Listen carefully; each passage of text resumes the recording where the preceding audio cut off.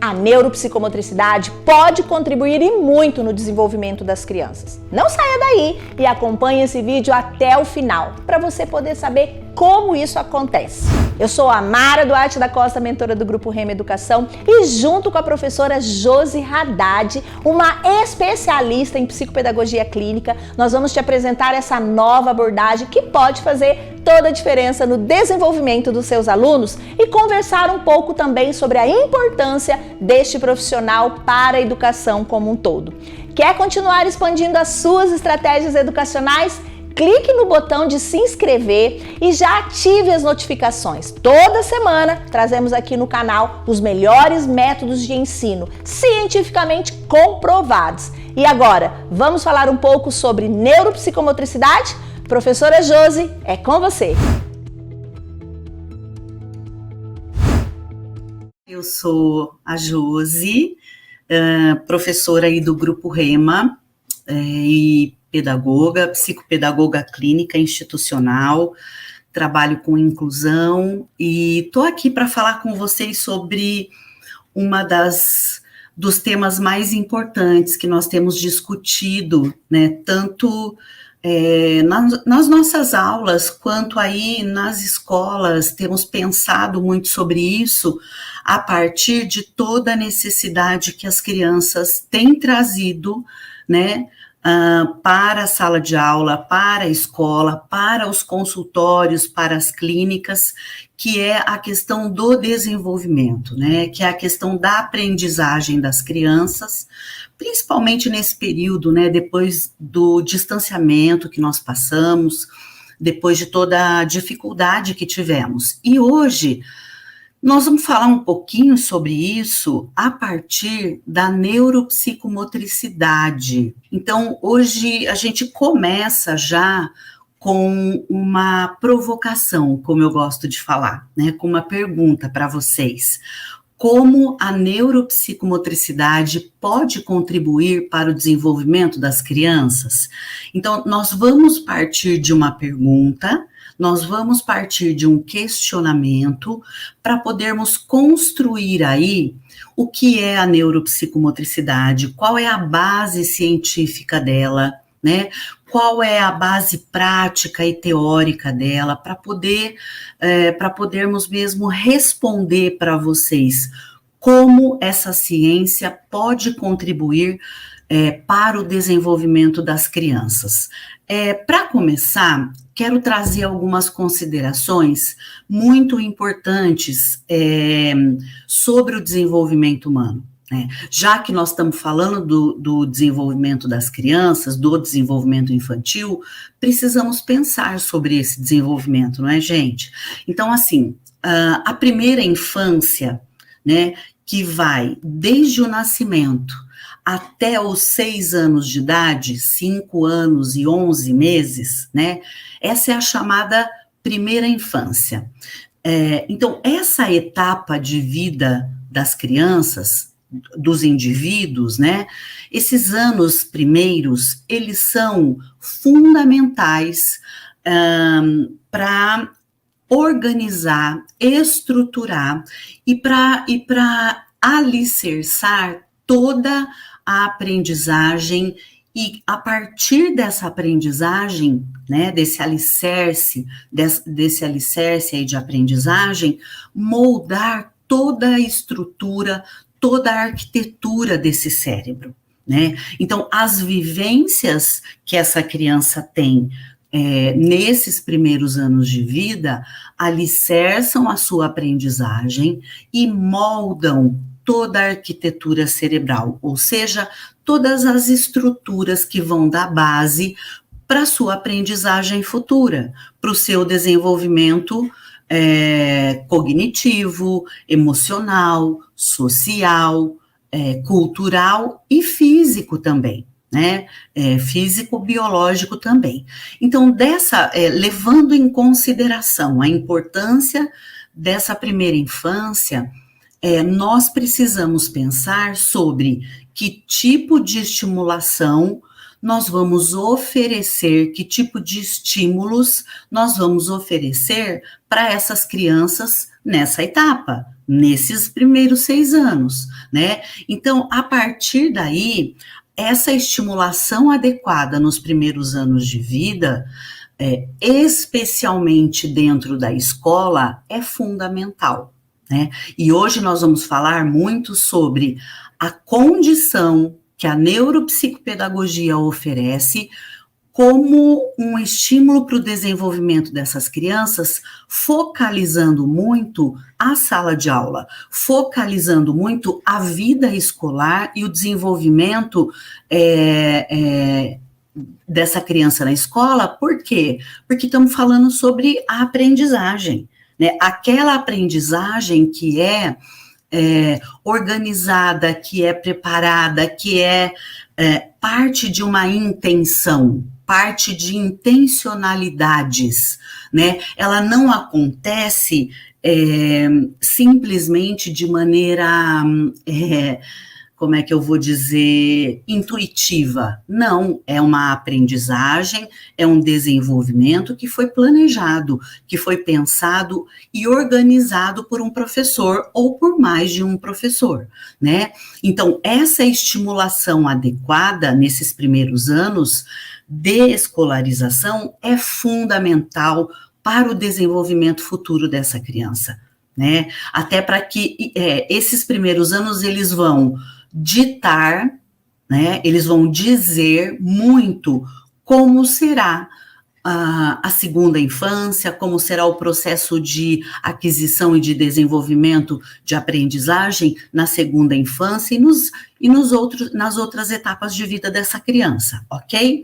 Bom, o desenvolvimento neuropsicomotor, gente, ele precisa estar aí na linha de frente, né, das intenções do professor e também de um neuropsicomotricista, partindo do princípio de que hoje nós vamos falar a importância da neuropsicomotricidade, a importância desse profissional e dessa ciência para o desenvolvimento das crianças. Então, os elementos neuropsicomotores, né, e o seu desenvolvimento precisa ser ponto de partida e ponto de chegada para os professores, né, nesse processo da educação infantil. A neuropsicomotricidade, o que é que ela proporciona, né, para nós professores e para as crianças, mas especialmente para aquele que aprende? Ela proporciona um encontro, um diálogo entre o corpo desse indivíduo, a sua motricidade, o cérebro e a mente. Enquanto a psicomotricidade, ela está pautada, né, no corpo, na motricidade e nas emoções, a neuropsicomotricidade, ela está estruturada a partir desses 4 elementos: cérebro, mente, corpo e motricidade, ou atos motores, né? E a prática pedagógica, ela precisa muito, né? A prática pedagógica diária, ali na sala de aula, ela precisa muito desse olhar holístico, né? Desse olhar geral sobre o indivíduo. Então, nós precisamos olhar para esse aluno que está na sala de aula e não enxergar apenas uma cognição, né? Não enxergar apenas a questão intelectual. Mas eu trabalho aqui com desenvolvimento intelectual. Não, você trabalha com o indivíduo e esse indivíduo, ele é um todo, né? Ele é formado por um corpo, por uma motricidade, por uma mente, né? E por um cérebro, uma mente que carrega aí todas as questões relacionadas, inclusive, à saúde emocional, à saúde mental. Então, a prática pedagógica, né, desse professor precisa olhar para os seus alunos dessa maneira holística, precisa olhar para essa criança compreendendo que não dá para separar a cognição daquilo que a criança está sentindo, ou, de repente, o desenvolvimento físico dela, né, sem as suas questões neurológicas. Por quê? Porque tudo parte por esse cérebro, porque tudo parte desse cérebro e também dessa motricidade. Então, esses conhecimentos que vamos aqui falar hoje, que a Mara pede, né, para que a gente discuta, para que a gente fale sobre isso, para que a gente possa trocar aqui com vocês, todos esses conhecimentos pautados na neuropsicomotricidade, eles se justificam porque eles são a base de todo o processo educativo, né? E porque eles, por serem a base desse processo educativo, irão auxiliar vocês, professores, nós, professores, né, no processo educacional, no processo de ensino e de aprendizagem. Por isso, lá no começo, eu disse que a neuropsicomotricidade, ela contribui para nós, muito para nós professores, e para os nossos alunos no seu processo de aprendizagem, de construção de conhecimento. Então, pensando dessa forma, gente, o neuropsicomotricista, ele é aquele profissional, ele é aquele especialista, né, que entende, que compreende que o princípio, né, ele compreende o princípio, né, ele parte do princípio de que cada pessoa tem seu próprio tempo de desenvolvimento, né, tem seu tempo de desenvolvimento, seu tempo de aprendizagem. E além dele compreender isso, ele não... uma coisa importante de falar aqui, porque algumas pessoas falam, mas Josi, tá difícil dele aprender, ele tá, por exemplo, no 2º ano, ele tem 8 anos e ele ainda não lê, e ele ainda não escreve, ou ele ainda tem muita dificuldade em dominar a lateralidade. Olha, mas é o tempo dele, né, Josi? Cada um tem seu tempo. E aí eu sempre digo assim, e muitas vezes não é só o professor que me diz isso, a própria família diz isso, né? Então é importante a gente falar aqui que cada um tem seu tempo, né? Cada um tem o seu jeito, a sua maneira, né, de se desenvolver e de construir conhecimento e de aprender. Por quê? Porque é um ser único, é diferente de todos os outros, teve estímulos diferentes, né? Tem uma cultura familiar diferente, teve uma gestação diferente, um nascimento diferente, uma introdução alimentar, uma entrada na escola, tudo isso vai nos dizer como é que esse indivíduo vai aprender, como é que esse indivíduo vai se desenvolver, ok? Mas essa história de que nós vamos ficar parados olhando para esse tempo que é de cada um, para o neuropsicomotricista, isso faz muita diferença. E para o professor também. E você imagine para esse aluno, para essa criança, né? Muitas vezes, essa espera de que cada um tem o seu tempo ok, tá natural, nós temos que parar e pensar. E a neuropsicomotricidade, ela nos mostra isso na sua prática. Por quê? Porque nós vamos estudar e vamos compreender sobre o desenvolvimento humano. As disciplinas que nós temos lá, o rol de disciplinas que nós temos, vai nos dar condição de enxergar esse indivíduo, os seus marcos desenvolvimentais. Então, olha, a primeira infância, a segunda infância, a terceira infância. Na primeira infância, dos 0 aos 2 e 11 meses, dos 3 aos 7, né, ou dos 3 aos 6. Então, esse curso, ele mostra para nós muito essa questão do desenvolvimento humano. E esse curso nos mostra, inclusive, como se dá esse desenvolvimento neurológico, né? Como esse cérebro se desenvolve, como que essas emoções se desenvolvem, como que o que está envolvido na aprendizagem se desenvolve, né? A linguagem, a socialização, né? As questões físicas, as questões mesmo pedagógicas, psicopedagógicas.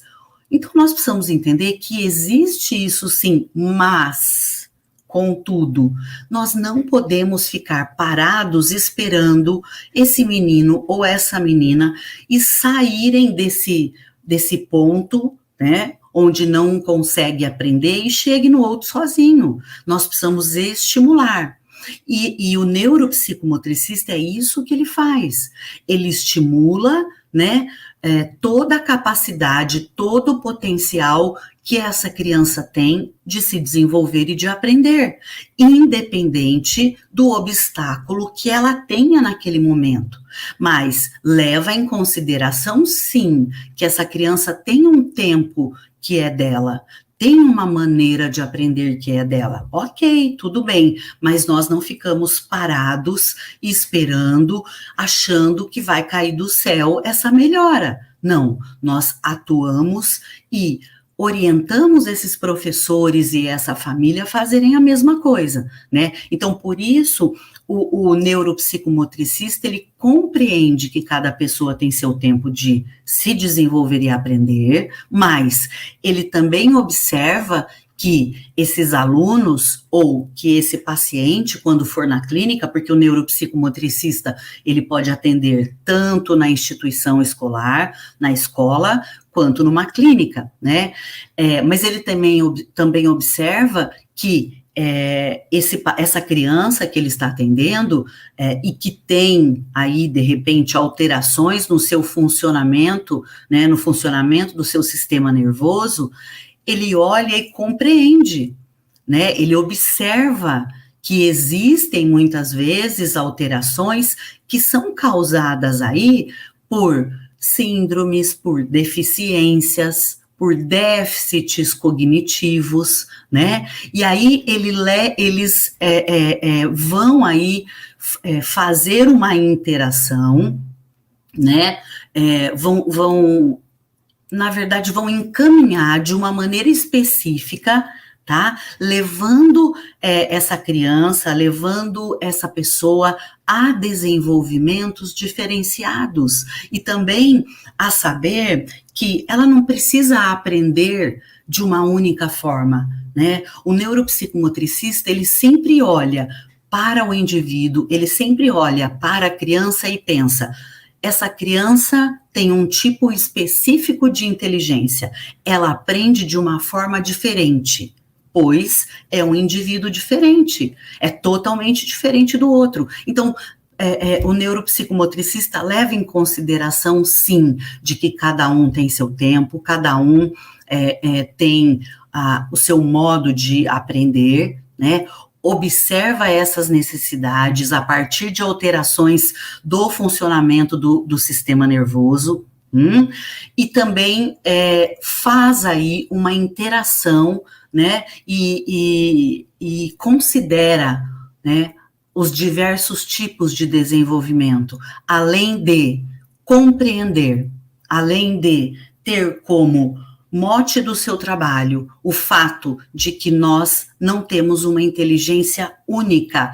O Howard Gardner, que é um psicólogo americano, ele escreveu, ele tem uma tese muito interessante que disso saiu um livro, né? Esse livro se chama As Inteligências Múltiplas, tá?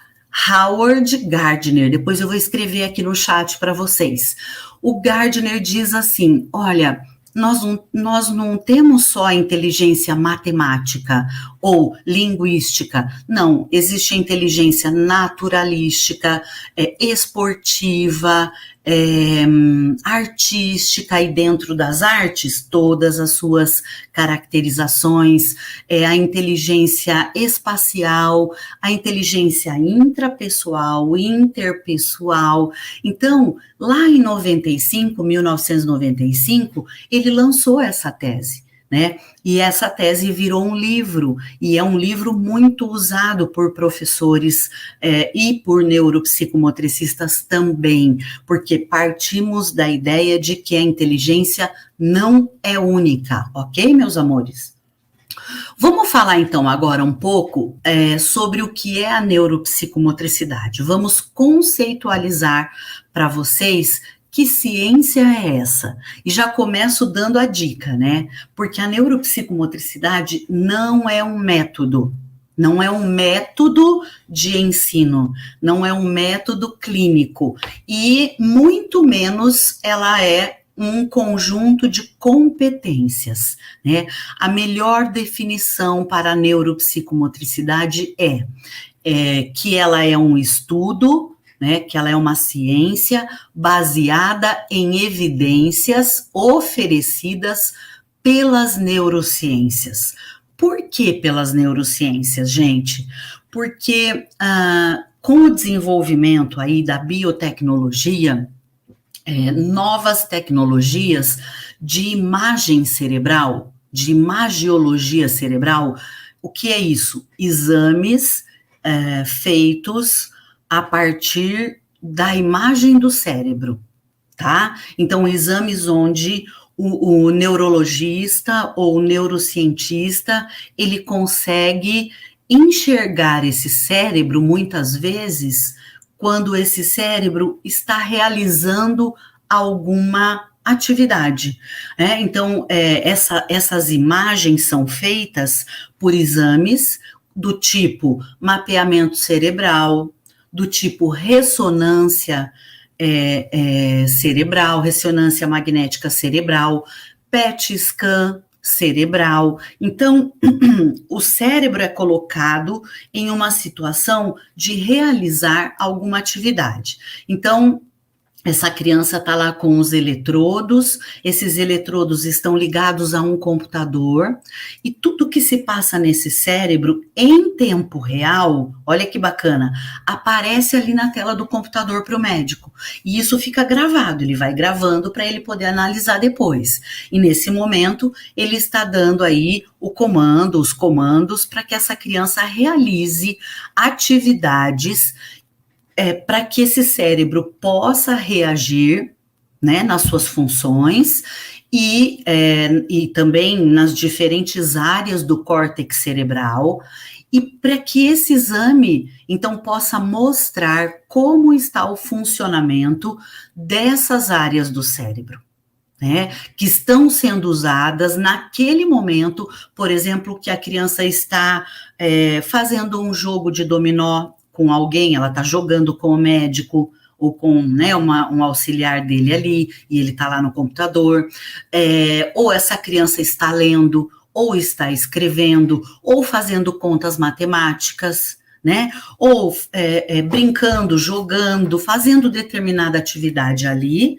e esse cérebro está sendo monitorado por um exame de imagem. E depois o médico consegue sentar, olhar essa gravação e analisar e avaliar como foi o funcionamento de todas as áreas desse cérebro, de todas as regiões desse cérebro, e que deveriam estar envolvidas naquela atividade que foi oferecida para a criança. Então, eu vou dar um exemplo aqui para vocês. Pensem em uma criança que tem dislexia. Existem lá áreas do cérebro dessa criança que estarão com menor atividade cerebral por causa da dislexia. Quem não tem dislexia, um cérebro com dislexia tem menor atividade cerebral em determinadas regiões do cérebro. Quem não tem uma atividade cerebral legal, normal, em todas as regiões do cérebro que estão envolvidas com a leitura, com a soletração, com a escrita, com a separação de sílabas, com a identificação de palavras e letras, com tudo que está envolvido com tudo que está envolvido com a leitura. Tudo que diz respeito à leitura, já que a dislexia é uma perturbação aí da aprendizagem da leitura, ok? Então, quando esse exame é feito em uma pessoa que tem dislexia, esses eletrodos que estão ligados e essa criança é colocada em uma situação de leitura, olha, vamos ler, né? Vamos ler esse livrinho, ou vamos ler esse gibi, e essa criança tem essa dificuldade por conta da dislexia, o cérebro dessa criança vai ter uma atividade, né, neuronal, uma atividade das suas redes neurais muito menor do que aquele cérebro que não tem dislexia. E esse exame, ele faz pintinhas, né? Ele vai mostrando a atividade cerebral na tela do computador e ele vai pintando as regiões que estão em funcionamento ok, né? Então, esse é mais ou menos um exemplo para vocês da diferença. E aí o neurologista consegue olhar e falar, olha, essas regiões que estão envolvidas com a leitura, no cérebro, elas não estão com a atividade normal, como deveriam estar. Já esse cérebro aqui que não tem dislexia, as atividades em todas as regiões envolvidas com a leitura, com a escrita, com a identificação de palavras, letras e sílabas, está ok. Percebem?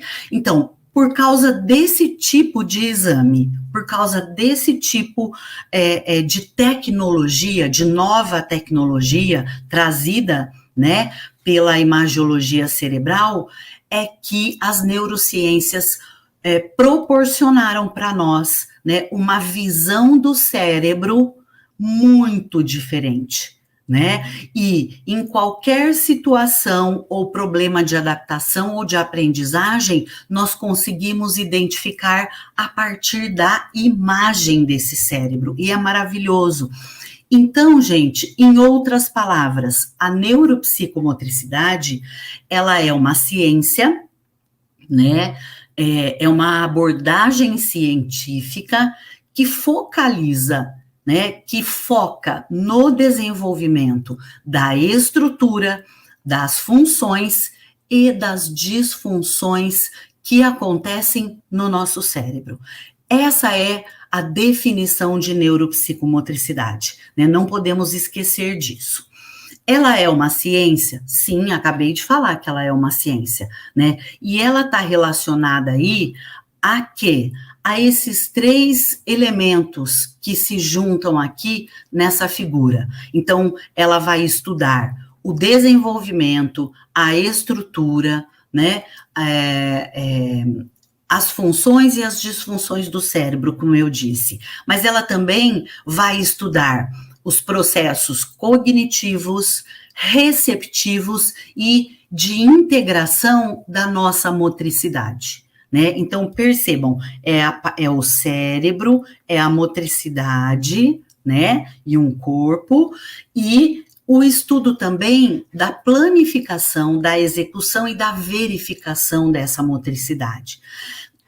Tem um autor maravilhoso que vocês já devem ter ouvido muitos de nós falando aqui, a Mara, ela fala muito do Vítor da Fonseca. Por quê? Porque o Vítor da Fonseca é um dos estudiosos referência para nós na neuropsicomotricidade, né? Inclusive, ele é que traz toda essa revolução aí para a psicomotricidade, tá? E eu trago para vocês uma ideia dele que é muito importante para que a gente possa compreender a neuropsicomotricidade. O Vítor da Fonseca diz assim: não é suficiente estudar a psicomotricidade sem os substratos neurológicos, sem os aspectos neurológicos, né? Sem as estruturas neurológicas. Por que ele fala isso? Porque ele diz que esses substratos neurológicos, eles é que darão suporte para essa nova perspectiva científica, que não é pela essa nova perspectiva epistemológica, que não é falar da psicomotricidade, mas é falar da neuropsicomotricidade. Ou seja, ele diz assim, impossível falar de aspectos psicomotores sem falar do cérebro. Então, precisamos juntar a neuro com a psicomotricidade, os aspectos neurológicos com os aspectos psicomotores, porque senão não faz sentido, ele diz, e eu concordo com ele plenamente, gente, faz toda a diferença, tá? Vamos lá, vamos falar um pouquinho sobre a junção, né, ou sobre as influências que a psicologia, a neurociência e a motricidade trazem para a neuropsicomotricidade, até porque elas é que formam, né, toda a base científica e teórica dessa ciência que estamos falando hoje, né? Então, existem relações e influências entre todas essas três de forma muito recíproca e de forma muito sistêmica, né? Por quê? Porque isso acontece entre o nosso corpo, né? Entre o nosso corpo e a nossa motricidade intrínseca, endógena, interna, psicológica, tá? Tudo que é intrínseco é psicológico, é endógeno, é interno, tá? Então, relações e influências recíprocas, né, de troca e sistêmicas entre o corpo de um indivíduo e a sua motricidade interna, no sentido da sua ação e das experiências que esse indivíduo vive, estando no mundo e trocando com o mundo, né? E também entre esse cérebro e o seu psiquismo, né, entre essa mente, porque quando falamos do cérebro, gente, estamos falando de todo o córtex cerebral. Quando falamos do psiquismo, estamos falando da mente, estamos falando do que envolve todas as questões psicológicas. É diferente da questão neurológica, né?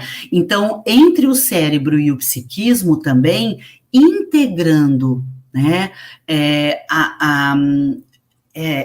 essa esfera da nossa mente como uma mente única, como uma mente subjetiva.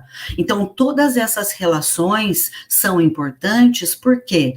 Porque o nosso cérebro é uma estrutura biológica, e é uma estrutura que vai definir quem nós somos como pessoa, como indivíduos, e como nós experimentamos o nosso corpo, experienciamos o nosso corpo, a nossa motricidade, os nossos atos motores e a mente que temos diante de tudo que vivemos, de todos os meios nos quais nós estamos inseridos.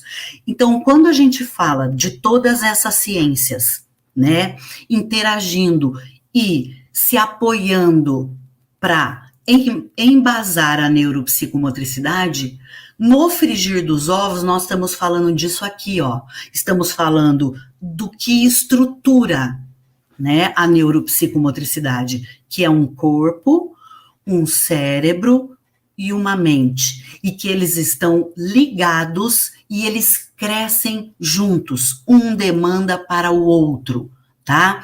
E por que, por exemplo, aconteceu essa junção, né, da neurologia com a psicomotricidade? E por que isso é importante? Bom, o nosso cérebro e o nosso corpo, eles são o tempo todo mediados pelas nossas emoções, né? E essas emoções, elas ajudam, elas colaboram para que o nosso organismo, ele tenha aí uma qualidade interessante. Essas emoções colaboram para o bem do nosso organismo de maneira geral. Desde que a gente era lá homem das cavernas, desde os hominídeos. Então, desde os primórdios da evolução da espécie humana, isso acontece por razões muito óbvias, que é o quê? O fato de que o homem queria sobreviver.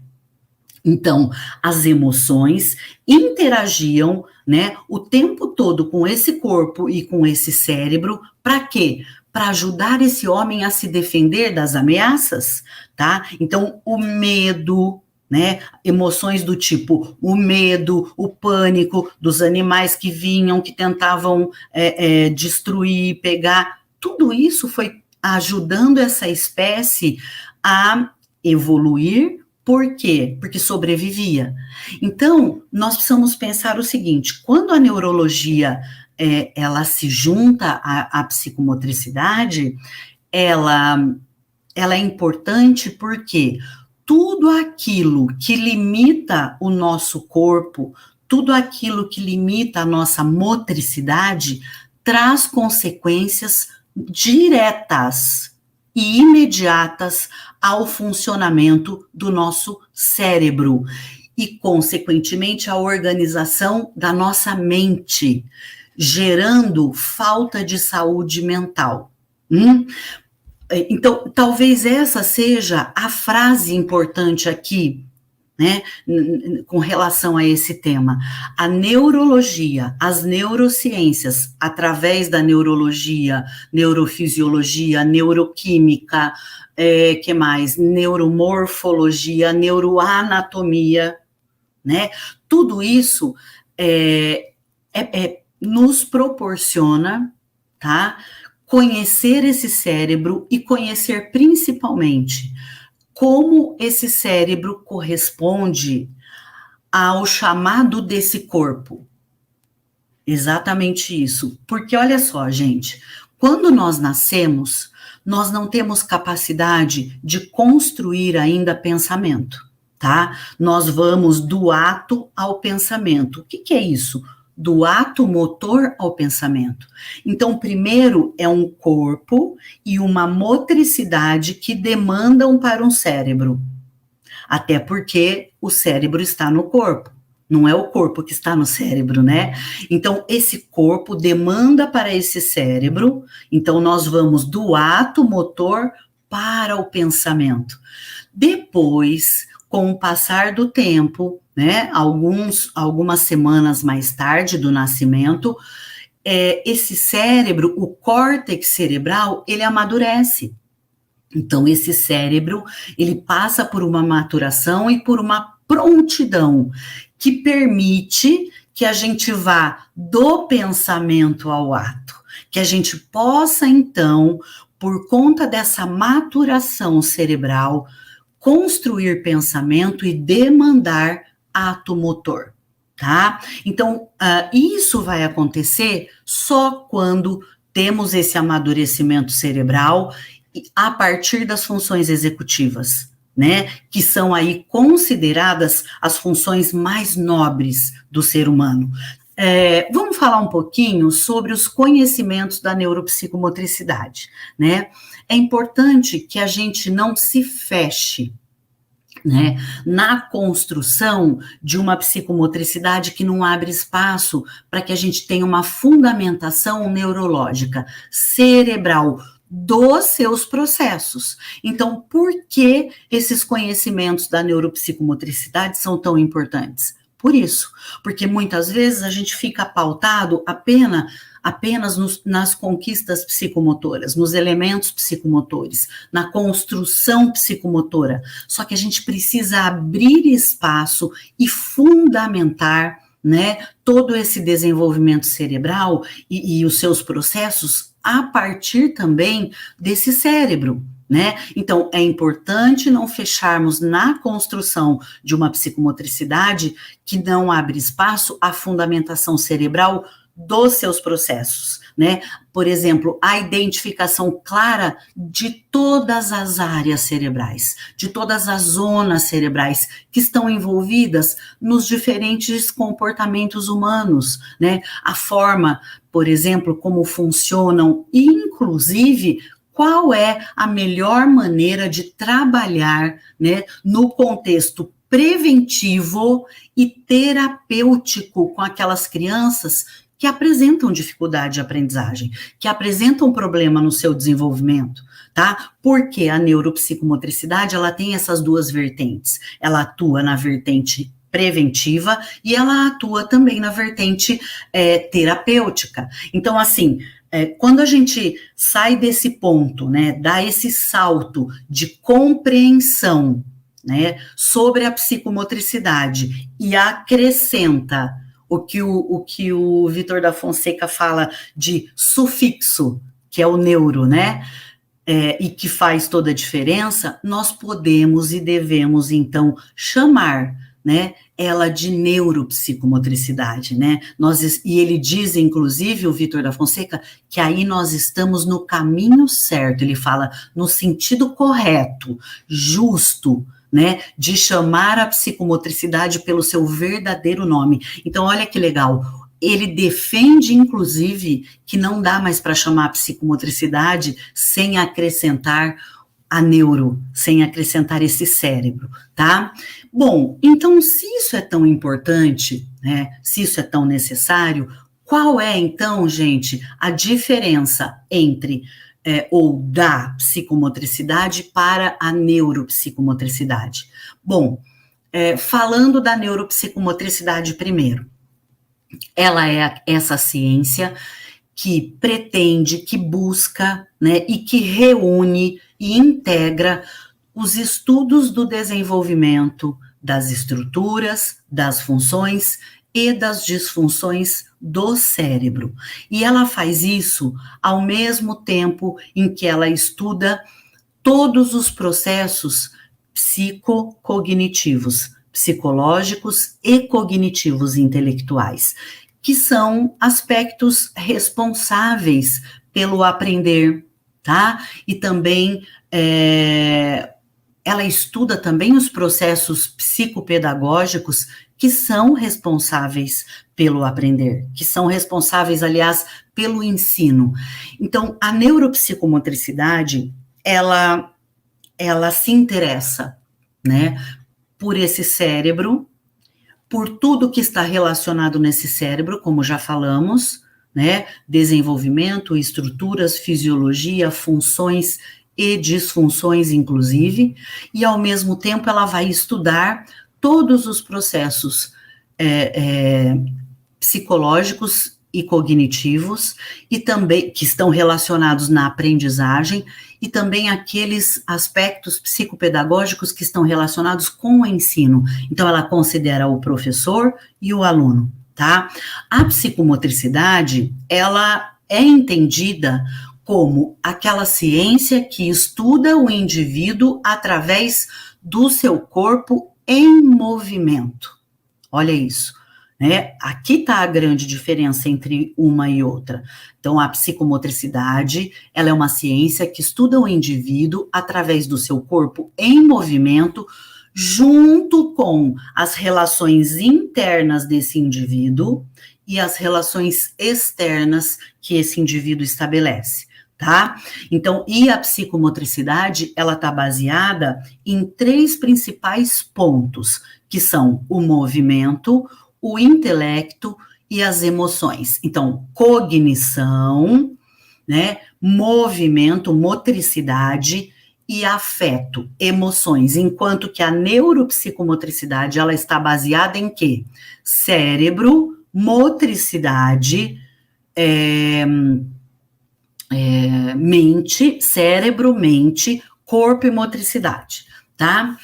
Qual é a importância dessas duas ciências, tanto da psicomotricidade quanto da neuro?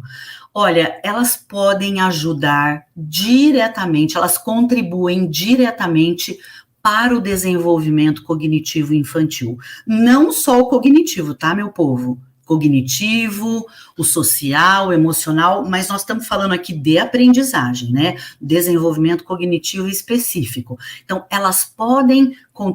as duas contribuem muito para o desenvolvimento cognitivo, para a aprendizagem, para a intelectualidade dessa criança, e as duas ajudam muito no processo de reabilitação, né, de crianças que têm aí uma dificuldade de aprendizagem ou um fracasso escolar. Uma coisa importante de dizer, uma dificuldade de aprendizagem, ela é diferente de um distúrbio de aprendizagem. Um distúrbio de aprendizagem, ele é classificado como uma questão neurobiológica, né? Ele é de ordem orgânica, ele nasce com o indivíduo. Tá, Josi, mas elas não podem ajudar também quem tem dislexia, disgrafia, descalculia, que são os distúrbios de aprendizagem? Podem muito, elas são maravilhosas, e eles causam dificuldades de aprendizagem. Mas eu quero trazer aqui para vocês o seguinte, eu estou falando das dificuldades de aprendizagem que são aí momentâneas e que acontecem a partir dos diferentes meios nos quais essas crianças estão envolvidas.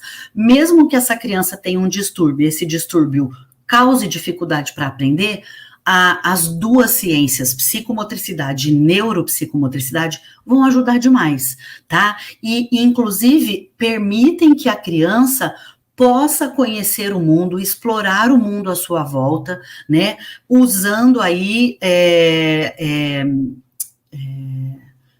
a partir de noções sobre o próprio corpo dessa criança, né? Sobre o seu esquema corporal e todos os outros fatores, todos os outros elementos psicomotores, tudo que está envolvido no desenvolvimento psicomotor, né? Sendo que esses fatores, eles são fundamentais para o desenvolvimento infantil. Tá, Josi, que fatores são esses? Tônus muscular, equilíbrio postural, esquema corporal, lateralidade, orientação espaço-temporal, praxia global e praxia fina, né? Outra coisa importante nessas duas ciências, problemas que estão associados aí ao desenvolvimento cognitivo infantil podem ser diminuídos a partir de ações motoras, corpóreas, né, que harmonizem essas relações, mais uma vez, entre esses elementos que estruturam a neuropsicomotricidade: cérebro, mente, corpo e motricidade. Qual é o campo de atuação de um neuropsicomotricista? Bom, esse profissional pode atuar tanto na área educacional, tá? Na educação básica, na educação superior, na educação especial e em outras modalidades, como EJA, educação técnica, tecnológica. Ele também pode atuar como neuropsicomotricista hospitalar, atuando com as equipes, né, da área da saúde, na UTI, nos ambulatórios, nas enfermarias, em brinquedotecas, né, salas, classes hospitalares, ele pode atuar também.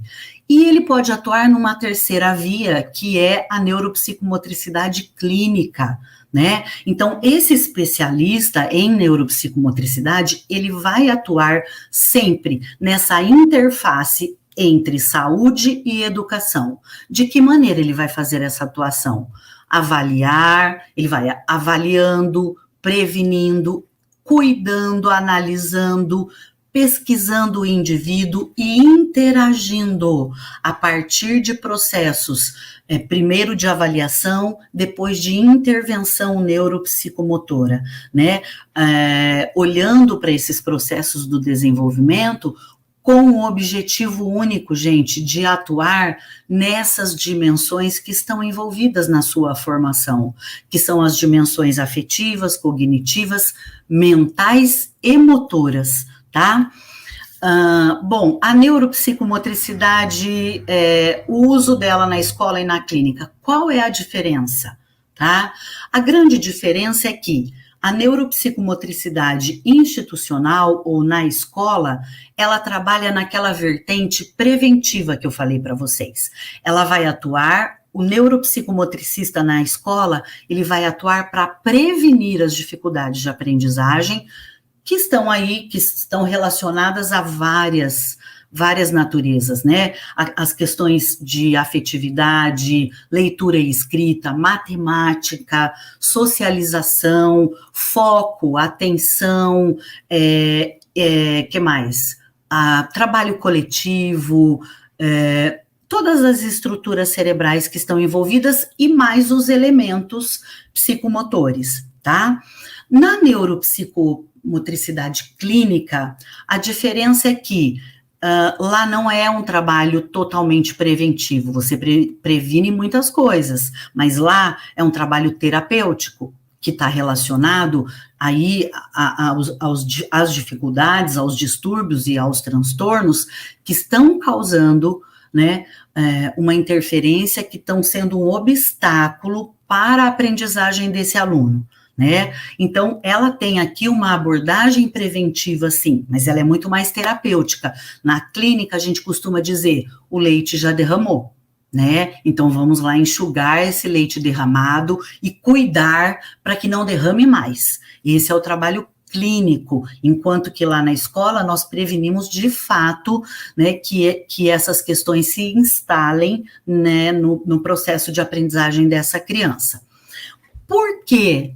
A importância do neuropsicomotricista, gente, no desenvolvimento infantil. Olha, a neuropsicomotricidade, ela é fundamental no contexto escolar. Ela é fundamental. Por quê?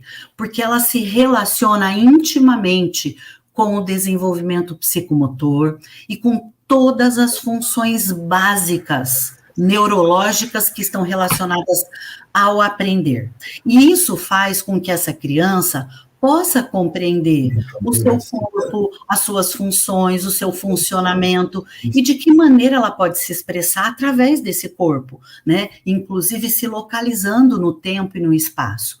E a neuropsicomotricidade, ela também contribui muito na aprendizagem das crianças, aí da área da educação especial, né? Por quê? Porque ela é uma ciência muito abrangente e ela tem relações, né, que podem fazer uma integração entre as pessoas. Ela pode integrar pessoas, né, incluir pessoas, especificamente essas crianças que têm aí uma deficiência intelectual, ou sensorial, ou física, tá? Além de que ela ajuda, né, no desenvolvimento como um todo, né? Então, ela é fundamental por isso.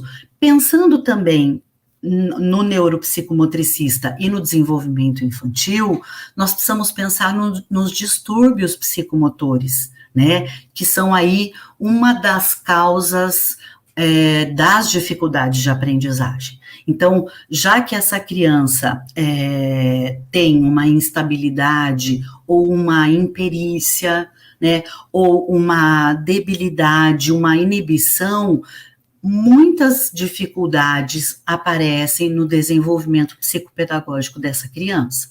Então, os educadores que têm conhecimento voltado para essa prática da neuropsicomotricidade, eles fazem toda a diferença na vida dos seus alunos, né? Então, o acompanhamento adequado, né? A identificação, tudo isso é importante para que esses alunos que estão em processo de inclusão, seja por uma deficiência, seja por um transtorno, ou aquela criança típica mesmo que tem uma dificuldade, né? Então, em qualquer uma dessas situações, eles são beneficiados a partir dessa abordagem. Então, é fundamental que o professor possa conhecer, né? Vou fechar aqui para vocês com uma frase do Vítor da Fonseca que eu gosto muito, né, e que traz para nós a possibilidade de pensarmos sobre a importância da neuropsicomotricidade, dessa formação para nós professores, tá?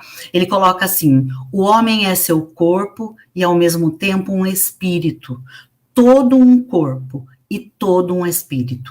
As duas experiências são inseparáveis.